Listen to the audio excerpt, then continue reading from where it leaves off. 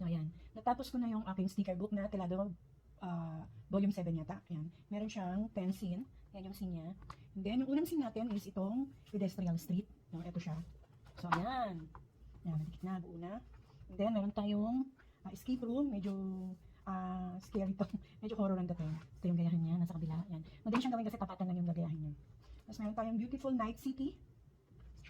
Ayan. And ghost wedding party. Ito is ano din. Medyo dark ano din. Dark scene. So ayan. Bali dito sa libro na to, dalawa lang yung medyo creepy.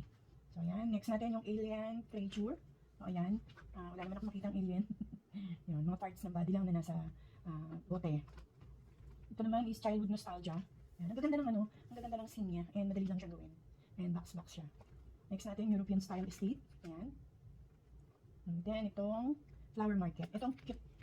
Ang gandang, ano, ang sarap gawin kasi puro flower. So, ayan. Next is, it's in this library. So, ayan. Ganda rin siya. And yung last natin is ang ganda. Itong Zoo Paradise. Ayan. Parang Manila Zoo, parang ganun sa atin.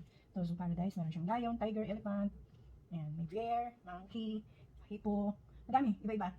So, ayan. Ito na yung last. Ayan. Wala na. So, ayan yung ating Telado Book 7.